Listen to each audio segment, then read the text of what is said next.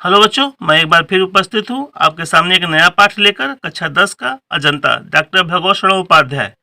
तो चलिए बच्चों, देर न करते हुए हम वीडियो को स्टार्ट करते हैं। ठीक है।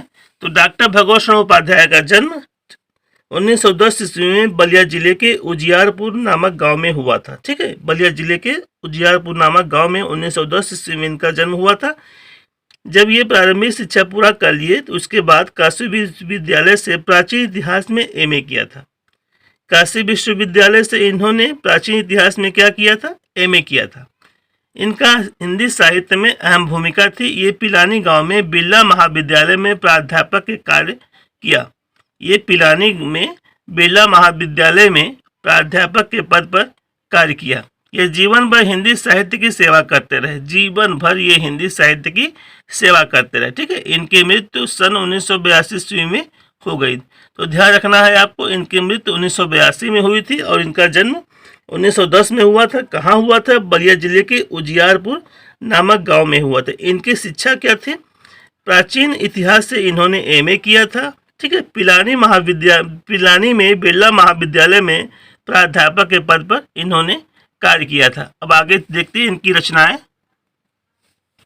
तो आप देखिए, इनकी रचनाएं निम्नलिखित हैं। डॉक्टर भगवत शरण उपाध्याय की रचनाएं क्या है? निम्नलिखित है। मैंने वही विधा को लिखा है। वैसे आपको एक ही विधा परीक्षा में लिखना है। ठीक है। विधा लिखने के बाद ही उनकी रचनाओं को लिखा करेंगे। तो आलोचना ग्रंथ में आइए, इतिहास के पन्नों पर। ठीक है। आलोचना ग्रंथ में इतिहास के पन्नों पर, और अगला रहेगा मंदिर और भवन। ठीक है। इसमें से आपको दोनों कोई एक ही लिखना है, चाहे मंदिर भवन लिखें चाहे इतिहास के पन्नों पर लिख दें। ठीक है। और अन्य ग्रंथ में ठूठा आम, इतिहास साक्षी है। चाहे ठूठा आम लिख दें चाहे इतिहास साक्षी है, दोनों में से कोई आप लिख दीजिएगा।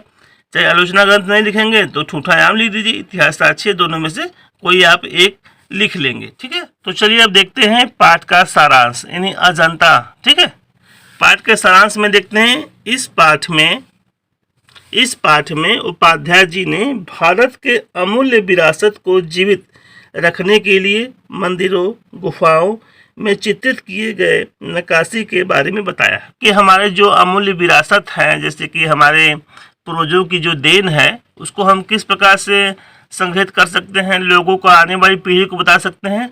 तो इसके लिए है या तो पुस्तक हो, नहीं तो फिर जैसे मंदिर है, मंदिर में या फिर गुफाओं में चित्र बनाकर जो कैसे पहले शिकार होते थे, लोगों को कैसे कैसे उठते बैठते थे, कैसे रहन सहन था, इस प्रकार के मंदिरों में चित्र बनाकर पत्थरों के द्वारा उसे क्या करते हैं, हमारी जो आने वाली पीढ़ी है या जो पीढ़ी है जो नहीं जानती है उसके बारे में वो बताते हैं। या फिर जैसे आप देखें संग्रहालय में, देखिए पुरानी सी चीज़ों को लोग इकट्ठा करके रखते हैं ताकि हमारे जो आने वाली पीढ़ी है ना, उसे वो देखे और ये कहे कि हाँ, हम लोग के समय में ये नहीं था, लेकिन हम लोग के पूर्वजों के समय में ऐसा ये था। तो ये आप भी अपने अगल बगल कुछ ऐसा चीज़ आपके पास पुरानी चीज़ें हैं तो उसे एक अपने घर में एक कर सकते हैं, आप संग्रहालय बना दीजिए।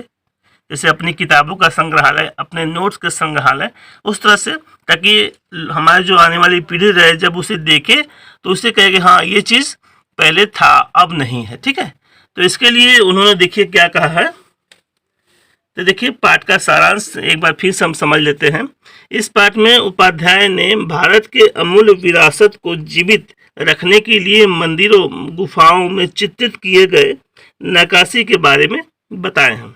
वास्तव में हम किस तरह अपने इतिहास को लोगों के बारे में बता सकते हैं, इसके बारे में जो प्रयास अजंता के गुफाओं में किया गया है, वास्तव में हमारे आने वाली पीढ़ी को हम अपने गौरव इतिहास के बारे में इससे अच्छे तरीके से नहीं बता सकते।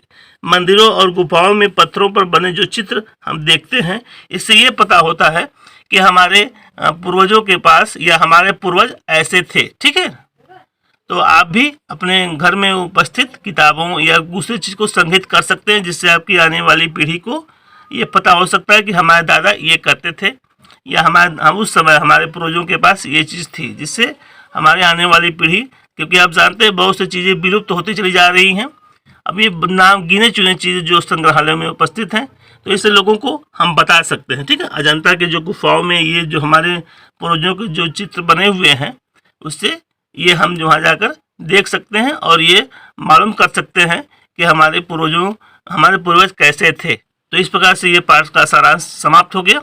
मैं आपको अगले वीडियो में बताऊंगा कि आप कैसे गद्यांश का संदर्भ सहित व्याख्या, ठीक है, लिखें। लेकिन एक चीज़ मैं आपको बता दूं कि आप जो है, अगर मेरे वीडियो नहीं देखे हैं, मैंने इस तरह के 4 जो गद्यांश में 4 पाठ हैं, पहला मित्रता, दूसरा ममता, तीसरा भारतीय संस्कृति और चौथा अजंता।